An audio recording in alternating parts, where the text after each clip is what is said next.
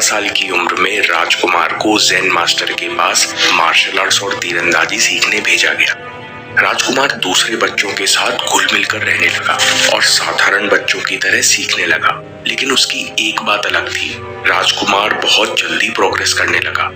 6 महीनों में ही वो सारी कलाएं सीख गया जो 3 साल से रह रहे शिष्य भी ना सीख सके। अब राजकुमार सब बच्चों में अलग चमकने लगा। ये देखकर बाकी शिष्यों को राजकुमार से जलन होती। शिष्य कहते कि ज़ेन मास्टर राजकुमार पर जरूरत से ज्यादा ध्यान देते हैं, जरूर उसे कोई खास अभ्यास सिखा रहे हैं और हमारे साथ पक्षपात कर रहे हैं। ये तो नकली ज़ेन मास्टर हैं, इन्हें राजा से जरूर कोई काम है, इसलिए लालच में ये राजकुमार को ज्यादा सिखा रहे हैं। ज़ेन मास्टर को आश्रम में होती हुई इन बातों का भान था, लेकिन वे शांत रहे। उन्हें पता था कि समय आने पर सब कुछ स्पष्ट हो जाएगा, और हुआ भी यही। एक दिन तीरंदाजी की क्लास चल रही थी। सारे शिष्य बहुत ध्यान और एकाग्रता से सीख रहे थे। तभी एक शिष्य हांफता हुआ आया और बोला, सुनो सुनो, राजकुमार का सामान चोरी हो रहा है। कुछ लोग कीमती बक्सा लेकर भाग रहे हैं। लड़के की बात सुनकर सारे शिष्य चौंक गए, लेकिन राजकुमार शांत भाव से तीरंदाजी का अभ्यास करता रहा। जब क्लास खत्म हुई तब राजकुमार मास्टर से अनुमति लेकर अपने कमरे में गया। उसने देखा कि सारा सामान बिखरा हुआ है। बहुत खोज पड़ताल के बाद भी किसी को कीमती बक्सा नहीं मिला। कुछ दिन ऐसे ही निकल गए। फिर एक दिन जब ज़ेन मास्टर कुछ सिखा रहे थे, तब खबर आई कि बहुत सारे शिष्यों का सामान चोरी हो गया है। खबर सुनकर हड़कंप मच गया। कुछ शिष्य तो क्लास छोड़कर ही भाग गए, तो कुछ वहीं बैठे बैठे घबराने लगे। कुछ बातें करने लगे कि ना जाने हमारे सामान का क्या हुआ होगा। जब क्लास खत्म हुई तो वो भी सामान की खोज में दौड़ गए। बहुत खोजा गया, लेकिन कुछ हाथ नहीं लगा। रात बीती, अगला दिन हुआ। ज़ेन मास्टर ने सभी शिष्यों को बुलाया और कहा, ये रहा आपका सामान। ज़ेन मास्टर के पास सारा सामान तो था ही, साथ में कुछ दिन पहले चोरी हुआ राजकुमार का बक्सा भी था। कुछ शिष्य आश्चर्यचकित रह गए। कुछ समझदार समझ गए कि ये सारा खेल ज़ेन मास्टर ने रचा है। शिष्यों ने ज़ेन मास्टर से पूछा, आप हमें क्या सिखाना चाहते हैं? मास्टर ने कहा, एक बात बताओ, आप सब चोरी की खबर सुनकर अचानक बेचैन क्यों हुए? मास्टर का सवाल सुनकर सारे शिष्य एक दूसरे का मुंह ताकने लगे। किसी के पास जवाब नहीं था। मास्टर ने कहा, जब आप लोग क्लास में सीख रहे थे तब भी आपका मन सामान से जुड़ा हुआ था। उधर सामान खोया, इधर आपके मन का संतुलन भी खो गया। ये है अटैचमेंट। शिष्यों ने कहा, मास्टर, पर हम ना चाहते हुए चीजों से अटैच क्यों होते हैं? ज़ेन मास्टर बोले, मन खुशी की तलाश में दुनिया में भटकता है और अनजानों में चीजों से, लोगों से अटैच हो जाता है। लेकिन ये सारी चीजें टेम्परेरी हैं, अस्थायी हैं। कभी कुछ अच्छा होता है, कभी कुछ बुरा होता है। कभी कोई चीज पास आती है तो कभी दूर चली जाती है, जिस कारण हमारा मन अच्छे बुरे की साइकिल में हमेशा बेचैन रहता है। बेचैन मन बुद्धि को ढक लेता है, जिस कारण वो सही गलत नहीं सोच पाता। जब राजकुमार ने चोरी के बारे में सुना तो उसका मन व्याकुल नहीं हुआ, क्योंकि उस समय उसका मन बाकी सारी चीजों से विरक्त होकर केवल एक लक्ष्य को पकड़े हुए था। इसलिए सामान खोने से उसके मन और बुद्धि ने संतुलन नहीं खोया। इसे कहते हैं वैराग्य, यानी डिटैचमेंट। ज़ेन मास्टर ने कहा, अब इस बात को समझो, मन के पास चीजों से आकर्षित होने की, लोगों से जुड़ने की प्रचंड शक्ति है, लेकिन ये शक्ति बिना डिटैचमेंट के बहुत बड़ी बाधा है। ज़ेन मास्टर ने कहा, डिटैचमेंट नहीं सीखोगे तो हमेशा मन के अधीन रहोगे। लेसन्स, अटैचमेंट और डिटैचमेंट की साइकिल। स्वामी विवेकानंद कहते हैं, जो इंसान एक लक्ष्य पर अपनी पूरी शक्ति लगा सकता है और फिर समय आने पर उससे पूरी तरह डिटैच हो सकता है, वही इंसान इस जीवन में अपने टैलेंट का पूरा फायदा उठा पाएगा। ध्यान की शक्ति को जानना डिटैचमेंट को जानने की शुरुआत है। आपको क्या करना है? आपको हमेशा नेक्स्ट सॉल्यूशन पर फोकस करना है। साथ में आपको ये मानकर चलना है कि एक दिन ये सॉल्यूशन भी काम करना बंद कर देगा। तब आपको इससे भी डिटैच होकर अगले सॉल्यूशन पर फोकस करना है। ऐसा करने से आपको पता चलता है कि कॉन्शियस अटैचमेंट इज डिटैचमेंट। मैं ध्यान अपनी मर्जी से इस जगह लगा रहा हूँ, ये जानना और अभ्यास करना ही डिटैचमेंट है। इसलिए किसी भी तरीके से इसे प्रैक्टिस करो, चाहे वो योग हो, विपश्यना हो, ग्रैटिट्यूड हो या फिर विजुअलाइजेशन हो। आप देखो कि आप हर प्रैक्टिस में डायरेक्शन शिफ्ट करते हुए अपना सारा फोकस कहीं और लेकर आते हो। जब जब आप ऐसा करते हो तब आप दूसरी चीजों से दूरी बनाना शुरू करते हो। दूसरा lesson, highest form of detachment क्या है? अभ्यास करते करते आपको खुद रियलाइज होने लगता है कि नथिंग कैन टच मी। सब कुछ बदलता है, लेकिन ये चेतना, ये अवेयरनेस है जो कभी नहीं बदलती। कोई भी विचार मेरे अस्तित्व को शुरू या खत्म नहीं कर सकता। कोई भी घटना मेरी अवेयरनेस को छू नहीं सकती। इस तरह डिटैचमेंट आपको सीधे आनंद तक ले जाता है। दोस्तों, आपको ये वीडियो पसंद आया तो देखिए कि एक ज़ेन मास्टर ने सिखाया कि आपका चलना फिरना सब कुछ आपके ध्यान का हिस्सा है।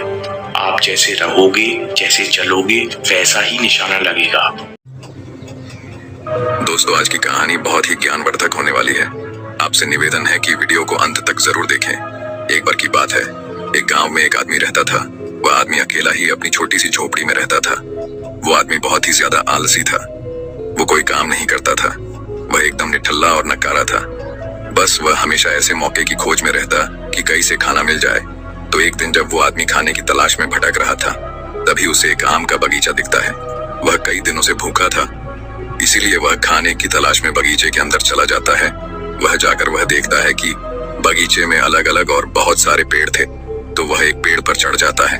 वह जैसे ही फल तोड़ने वाला होता है, लेकिन तभी अचानक वहां पर उस बगीचे का मालिक आ जाता है और उस आदमी को पेड़ पर चढ़ता हुआ देख लेते हैं और वह गुस्सा हो जाते हैं और उस आदमी को चिल्लाते हुए नीचे आने के लिए कहता है। लेकिन यह आदमी बगीचे के मालिक को देखकर डर जाता है और नीचे आने से मना कर देता है। तभी उस बगीचे का मालिक अंदर जाकर एक बड़ा सा डंडा लेकर आता है। यह देखकर वह आदमी तुरंत पेड़ से नीचे उतरता है और मालिक के उसे तक पहुंचने से पहले ही वह जल्दी पेड़ से नीचे उतर जाता है और जंगल की तरफ भागने लगता है और जंगल में जाकर छुप जाता है। कुछ देर के बाद वो आलसी आदमी वहां से निकलता है और जंगल के रास्ते से जब वह गांव की तरफ जा रहा था, तभी उसे एक लोमड़ी दिखती है जिसको सिर्फ 2 ही पैर थे और उसके 2 पैर टूटे हुए थे। वह जंगल में रिंगती हुई चल रही थी। यह देखने के बाद वह सोचता है कि यह लोमड़ी अब तक इस घने जंगल में जिंदा कैसे है। ये लोमड़ी भाग नहीं सकती, चल नहीं सकती, तो कैसे ही अपने लिए खाने का इंतजाम करती होगी और कैसे यह लोमड़ी अपने आप को इस घने जंगल में दूसरे जानवरों से बचती होगी। यह बात वह आदमी सोच ही रहा था कि तभी अचानक झाड़ियों के पीछे से किसी के आने की आवाज आती हुई सुनाई दी। तभी वहां पर एक शेर आ जाता है जिसके मुंह में मांस का एक टुकड़ा था और वह शेर उस अपाहिज लोमड़ी की तरफ बढ़ रहा था। शेर को देखकर दूसरे सारे जानवर वहां से भाग जाते हैं और अब वहां पर सिर्फ लोमड़ी रह जाती है और वहां से आदमी अपनी जान बचाने के लिए एक पेड़ पर चढ़ जाता है और फिर जो होता है उसे देखकर वह आदमी हैरान हो जाता है। उसे लोमड़ी के सामने छोड़ देता है और शेर वहां से चला जाता है। यह नजारा देखने के बाद वह आदमी हैरान हो जाता है और ऊपर वाले की योजना देखकर वह मन ही मन खुश भी हो जाता है। और तभी वह सोचता है कि ईश्वर के पास सबके लिए कोई ना कोई योजना होती ही है और अगर ईश्वर के पास इस लोमड़ी के लिए योजना है तो जरूर मेरे लिए भी उसके पास कोई ना कोई योजना जरूर होगी। और वह आदमी वहां से थोड़े दूर आगे चला जाता है। तभी वह आलसी आदमी रोड के साइड में एक बड़ा सा पेड़ देखकर उसके नीचे बैठ जाता है, ये सोचकर कि मेरे लिए भी कोई ना कोई खाना लेकर जरूर आएगा। वो आदमी 2 दिन तक उसे जगह पर बैठकर इंतजार करता है, लेकिन कोई भी उसके लिए खाना लेकर नहीं आता। आखिरकार जब उसे भूख बर्दाश्त नहीं होती है तो वह खुद ही खाने की तलाश में निकाल पड़ता है। वह रास्ते से जा ही रहा था कि तभी उसे रास्ते में एक बुजुर्ग आदमी मिलता है। वह आलसी आदमी उनसे कहता है कि मुझे भूख लगी है, आपके पास कुछ खाने के लिए होगा तो मुझे दे दो। तभी वो बुजुर्ग आदमी उससे कुछ खाना और पानी दे देता है।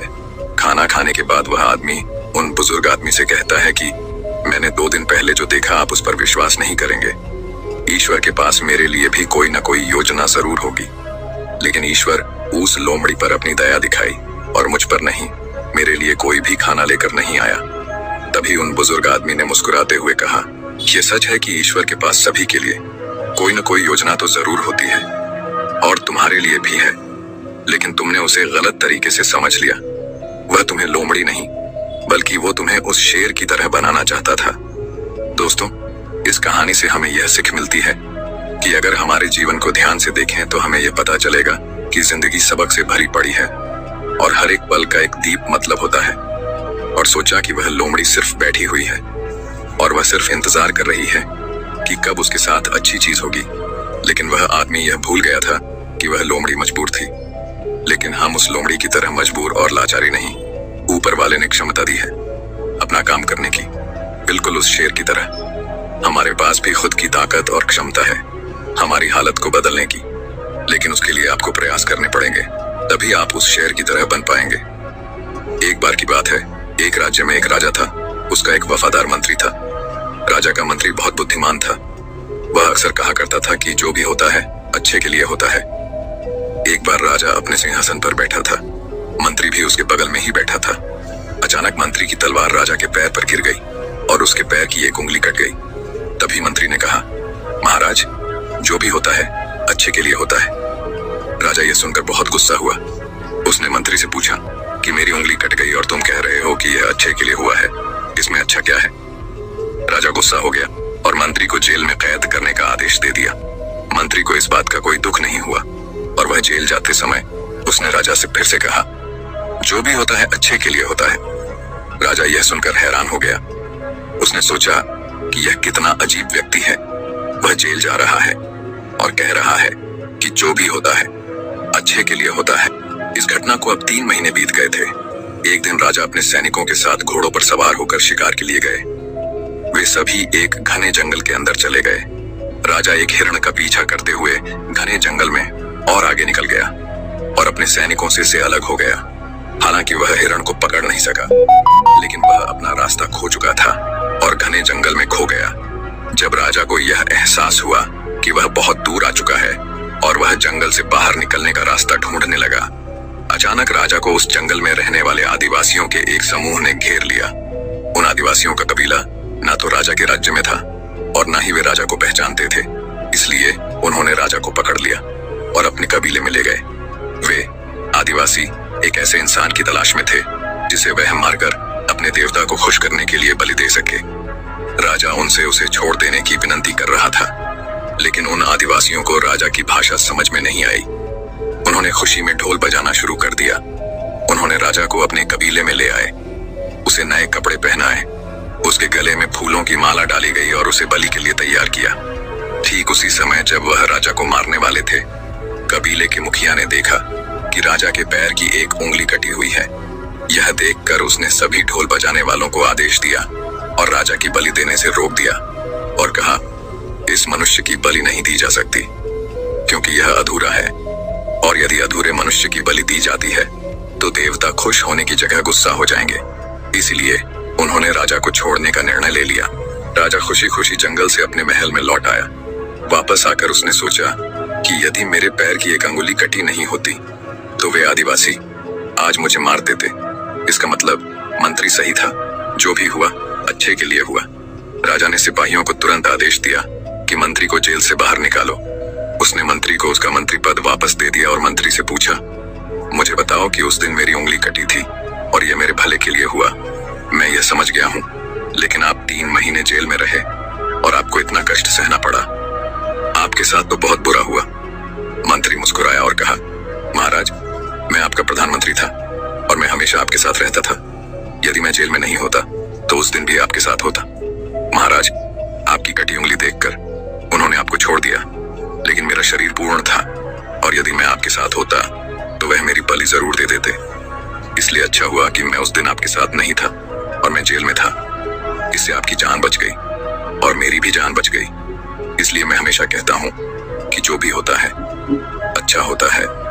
दोस्तों, अगर हम अपने जीवन में देखें तो पाएंगे कि हमारे जीवन में भी कई बार ऐसा समय आता है जब हमें लगता है कि हमारे साथ बहुत बुरा हो रहा है या ऐसा नहीं होना चाहिए था। लेकिन कुछ समय के बाद अगर हम पीछे मुड़कर देखते हैं तो हमें लगता है कि उस समय जो भी हुआ वह अच्छे के लिए हुआ। दरअसल हम प्रत्येक घटना को अपनी बुद्धि से आंकने का प्रयास करते हैं, लेकिन वास्तव में हमारी बुद्धि भी सीमित होती है। हम अपनी सीमित बुद्धि से किसी घटना के उचित या अनुचित होने का आकलन नहीं कर सकते। पूरा संसार कर्म पर आधारित है।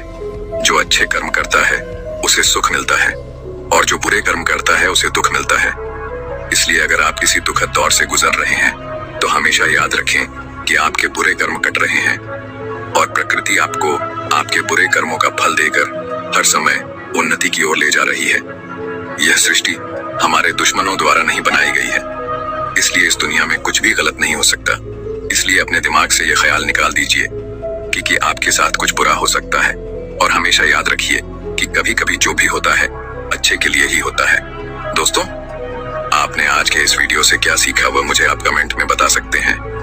इसी के साथ में उम्मीद है कि आपको आज की वीडियो पसंद आई होगी, तो इस वीडियो को उस इंसान को शेयर करें जिससे ये कहानी सुनने की जरूरत है, और उसी के ठीक बाद चैनल को सब्सक्राइब करें।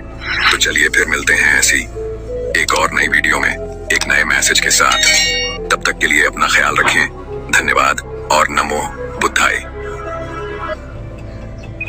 बिल्डर से पूछेंगा, डीलर से पूछेंगा, साइड पे पूछेंगा, जाके साइड में पूछेंगा, प्रेफर्ड यूनिट पूछेंगा।